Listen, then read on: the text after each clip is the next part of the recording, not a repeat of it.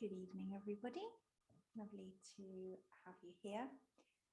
This evening, we're joined in the shrine room by Yaz and Dave and Fee and Caspar and Angela. And joining us from Zoom is Bruce. Hi, Bruce. So we begin practice these days with Dharma Glimpse. And just to give you the background for this one, I write a newsletter once a week to anyone who wants to receive it called Letters from Satya. And the one I wrote a couple of weeks ago was about my word for the year.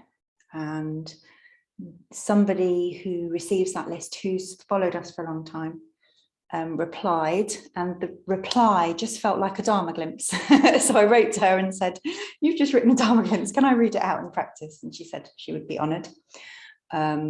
So over to Angela. Oh yeah, that's why you're sitting there. Let's go from the top here. Okay. All right. Okay, so Dharma Glimpse from Calla, coming all the way from Canada's west coast to you all in Malvern, Worcestershire. I've received your emails since writing our way home, or before, if even possible. Have followed your path and enjoyed your honesty and pure spirit. And now, your word for this year is enough. My word, listen. At first, I didn't think I could come up with a word. Self-talk started in my mind. I saw that and stopped. I chose to be gentle with myself. And then sometime later, the word listen came to me. Last Tuesday, I did an online Reiki meditation. Pamela, who led the meditation, shared a Rumi quote. There is a voice that doesn't use words. Listen. Pamela also shared how the letters of listen also spell silent. I've always been naturally drawn to silence. For me, silence is sanctuary. Listen, my word for this year. It's kind of like a patient silence, with ears opened, aware in the silence. Listen. Thanks for this. Love you and wishing you deep peace. Calla.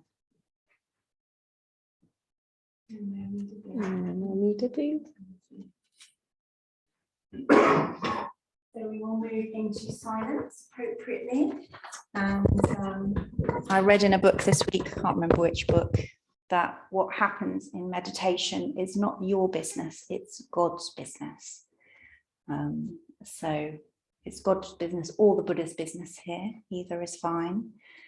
And for me, there's something about don't worry too much about whether you're doing it right or whether what's meant to be happening is happening. Just hand that over to the Buddha and keep returning to the silence when your brain takes you off in different directions. And after a while, I'll begin chanting, and the chant we'll do tonight is Om Amitabha Hum. Om Amitabha Hum. Namo Amitabha.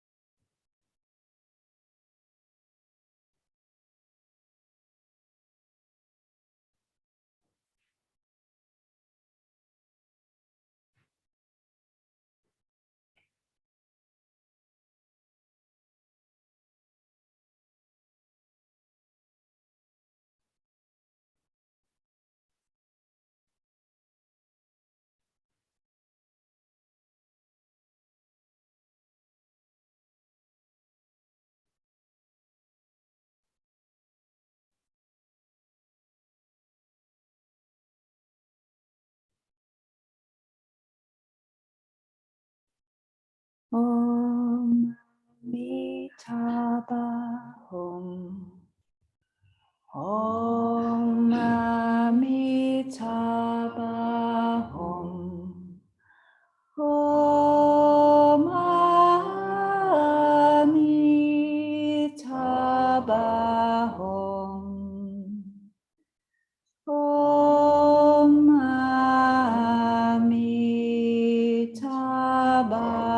Om. Om Amitabha Om. Om Amitabha Om. Om Amitabha Om. Om Amitabha Om. Om Amitabha Om.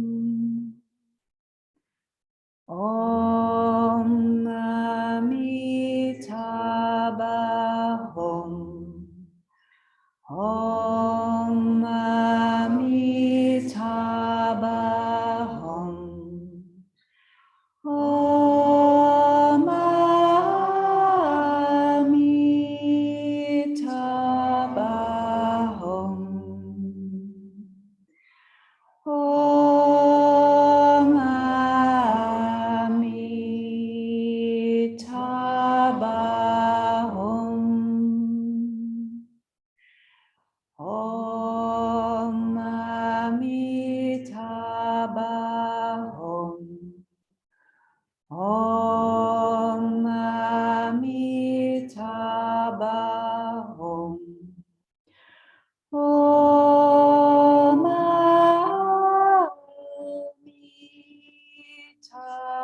Amitabha Om.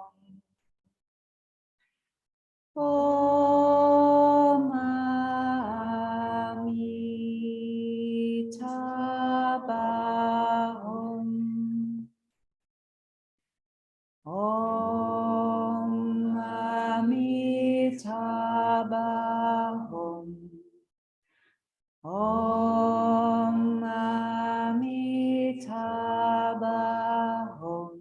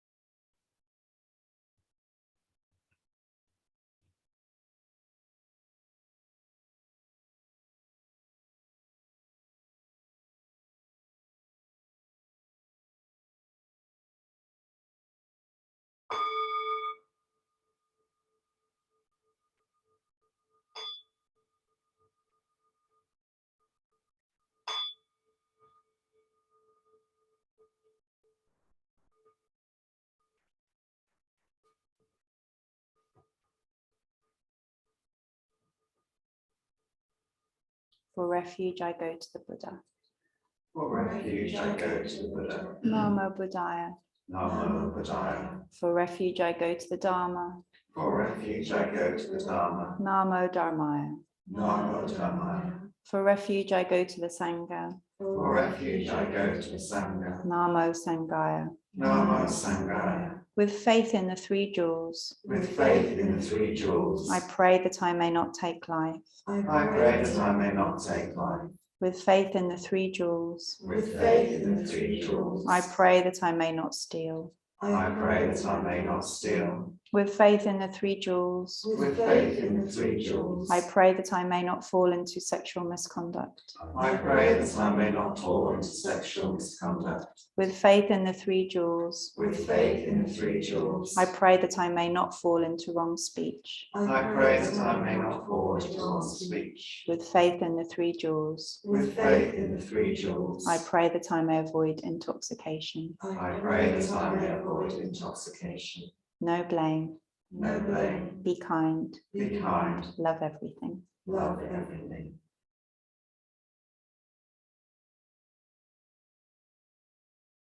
Innumerable sentient beings, We vow to save them all.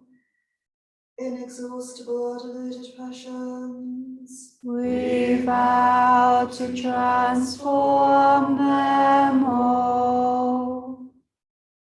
immeasurable other Dharma teachings, We vow to master them all. infinite is the Buddha's way, We vow to fulfill it completely.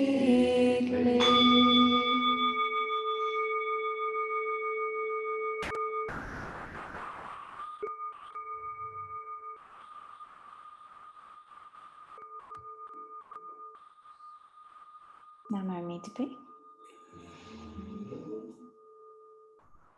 I'm reading a book at the moment called something like Laziness Does Not Exist by Devon Price.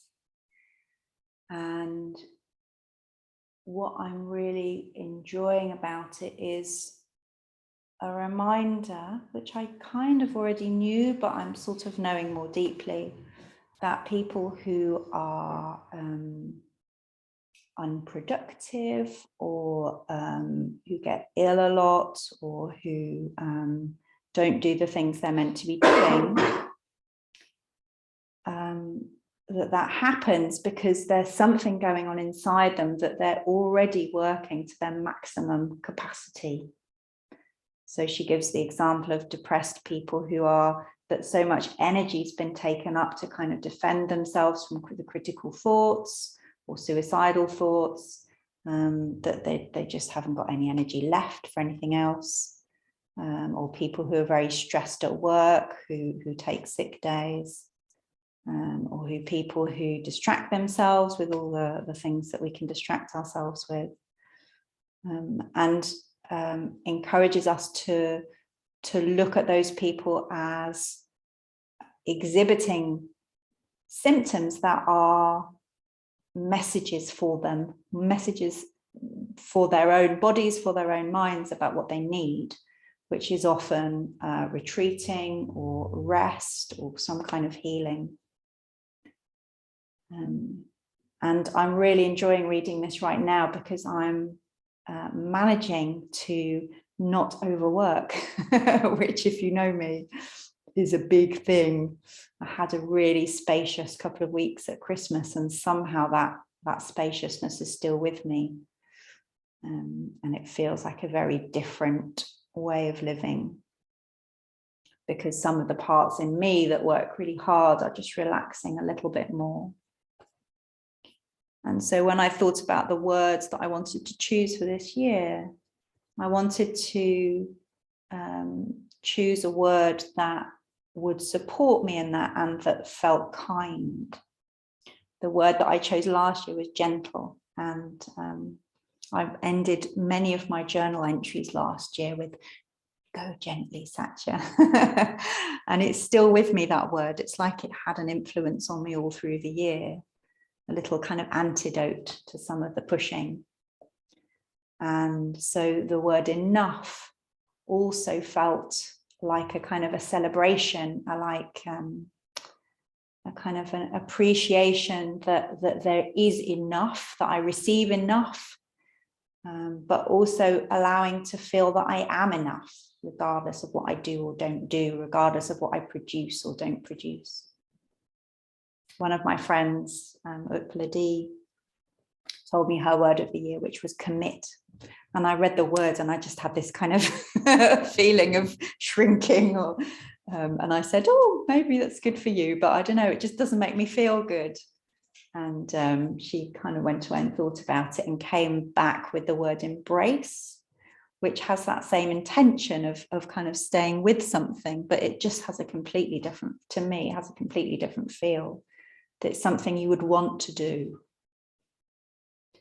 And more these days, I feel that kind of attempts to change ourselves, which are driven by oughts or hopes that things will be better if only we were more this or less that, that they're not helpful, because we're already trying our hardest at those things. The parts of us that are doing whatever it is, there's already other parts in us that don't want us to be doing those things, but there's good reasons why we're doing those things. That's the whole point of why they're happening. So how can we approach that with kindness and with understanding and with a realism about what's possible? And I think that tendency to want to be very different always just sets us up to fail straight away. There's something about how can we just offer ourselves little tiny nudges, little moments of choice, or little moments of nourishment. So that's what I hope that my word will offer me this year, is just little moments of appreciating or realizing that I have enough, that I don't need more or less, and that little moments of remembering that I am enough. And maybe you might find a word too, if you haven't already got one, that feels like it would be a pleasure to live with over the coming year. Something that can accompany you and help you somehow. If you're not sure what it is, the Buddha knows. Just listen to the Buddha. Namo Amitabha. I had the thought then, what do we do now? Frustrations.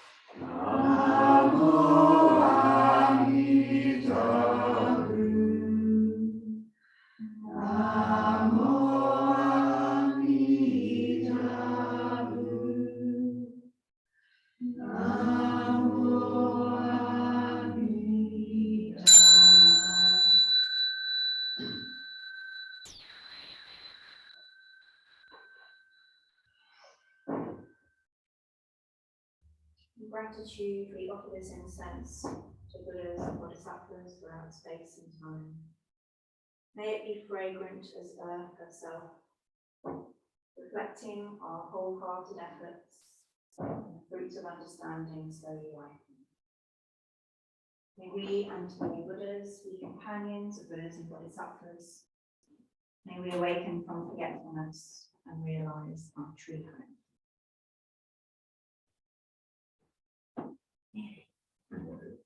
Back to our seats.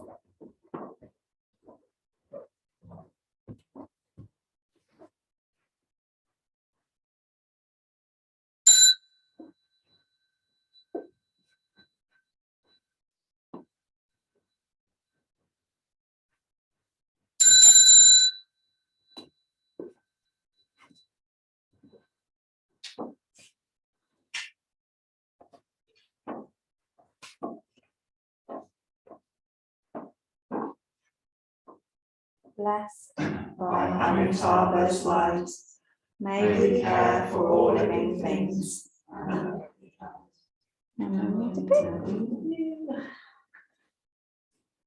You can see the cars on this